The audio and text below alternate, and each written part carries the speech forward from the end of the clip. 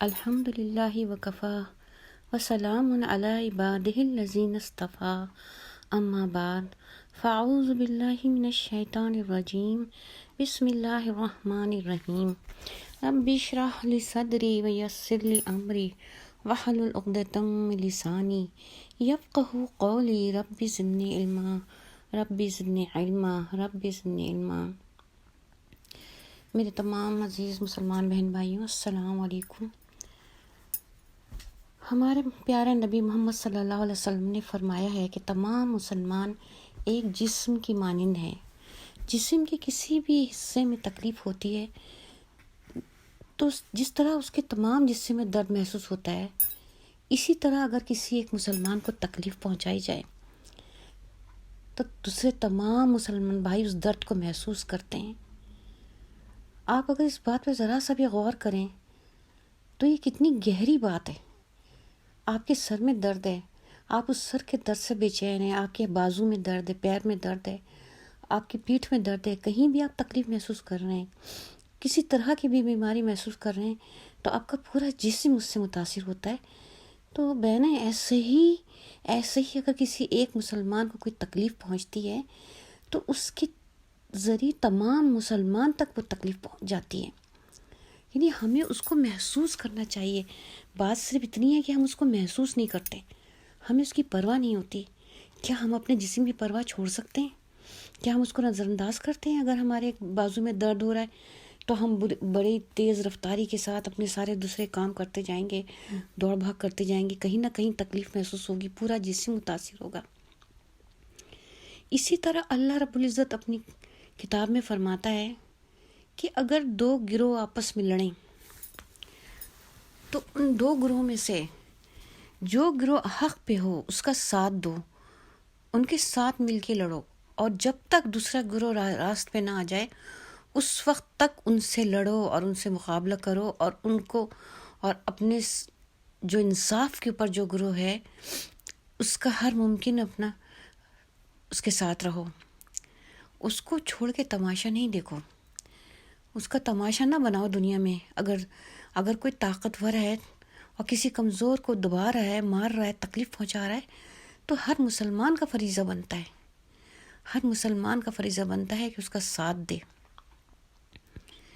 کسی بھی ملک میں اگر کوئی کمزور ملک ہے، اس میں لڑائی جھگڑا ہو رہا ہے تو اس کے تمام پڑوسیوں کا فرض ہے، تمام پڑوسیوں کا فرض ہے کہ ان کی مدد کریں، اور اس کے بعد جتنی زیادہ ضرورت ہے، جتنی زیادہ ہمت ہے، ہر مسلمان کو کہیں نہ کہیں کسی نہ کسی طریقے سے ان کی مدد کرنی ہے۔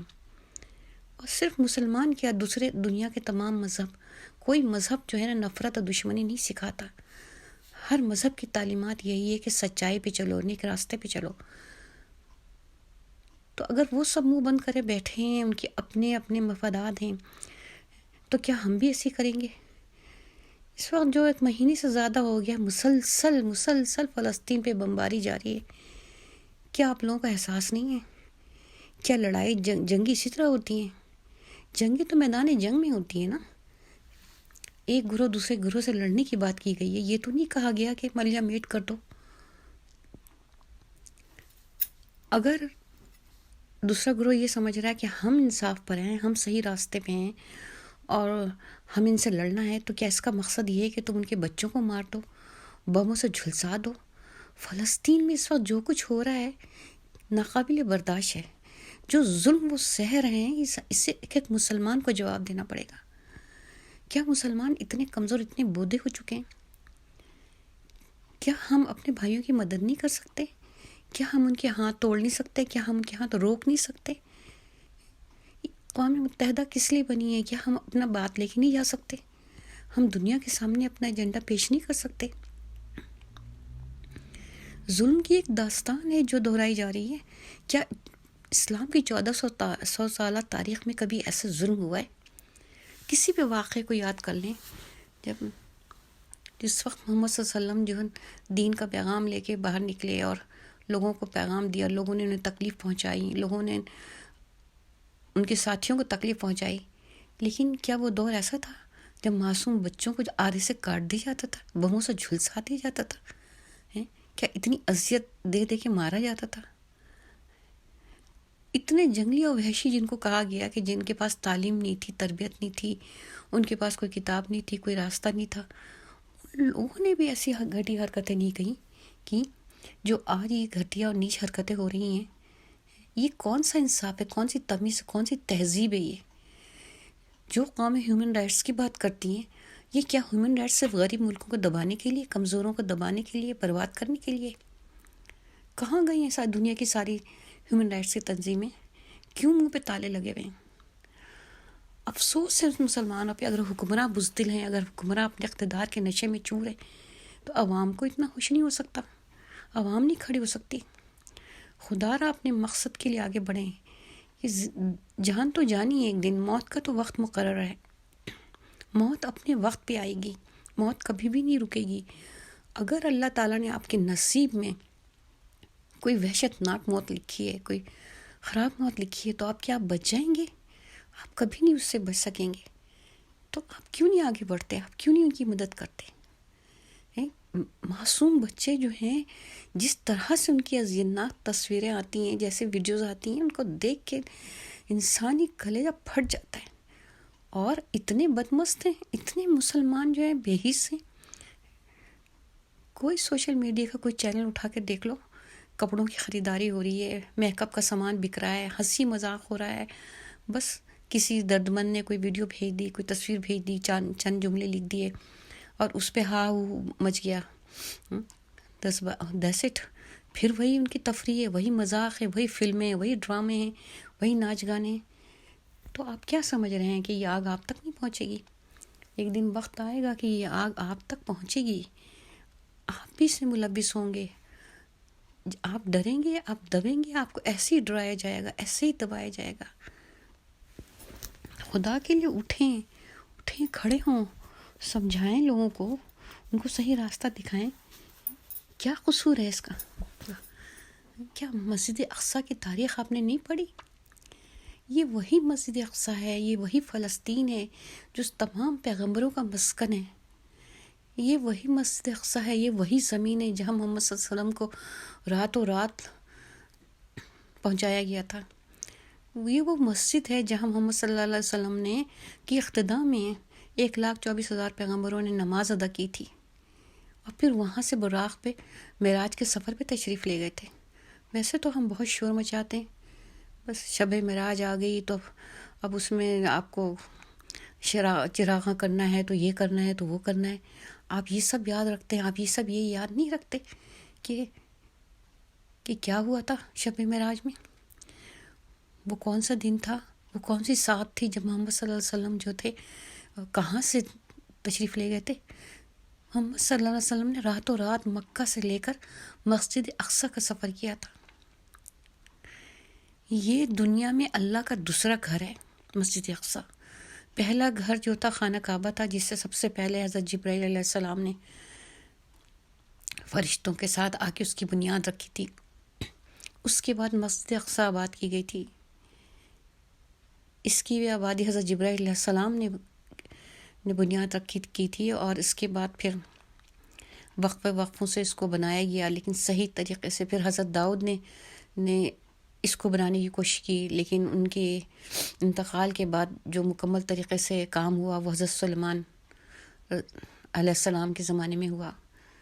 کتنی بڑی یادگار ہے یہ مسلمانوں کی، یہ مسلمانوں کا دوسرا قبلہ ہے۔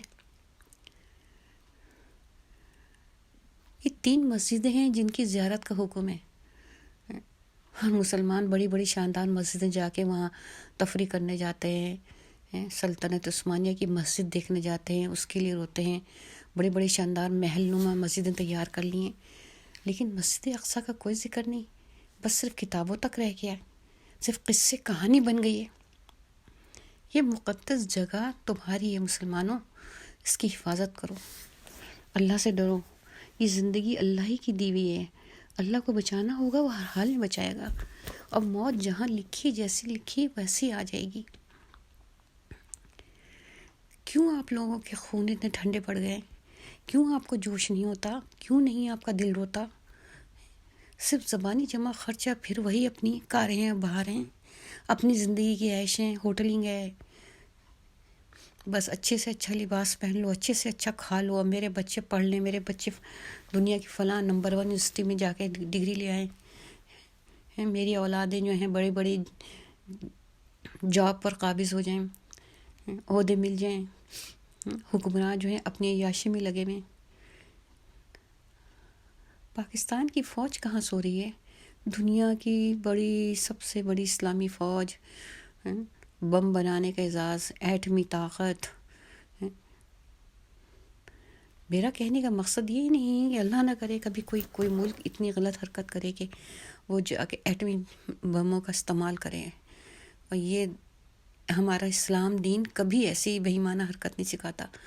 ہمارا دین تو اتنا پیسفل ہے، اتنا نرم ہے کہ وہ تو اجازت ہی نہیں دیتا کہ بچوں کو مارا جائے، عورتوں کو مارا جائے، بوڑھوں کو مارا جائے، یہاں تک کہ جو لوگ اپنی عبادت خانوں میں عبادت میں مصروف ہیں، اپنے مذہب کی تبلیغ میں مصروف ہیں، ان کو بھی کچھ نہ کہا جائے، صرف اس سے جنگ کی جائے جو تم سے جنگ کر رہا ہے، جو تمہیں مارنا چاہ رہا ہے، جو تمہیں لوٹنا چاہ رہا ہے، جو تمہاری زمین پہ قبضہ کرنا چاہ رہا ہے۔ ہمارا دین اسلام تو اتنا پرسکون ہے،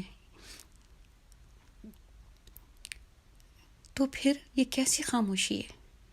آخر ظالم کے ہاتھ روک کیوں نہیں دیتے، توڑ کیوں نہیں دیتے ان کے ہاتھ؟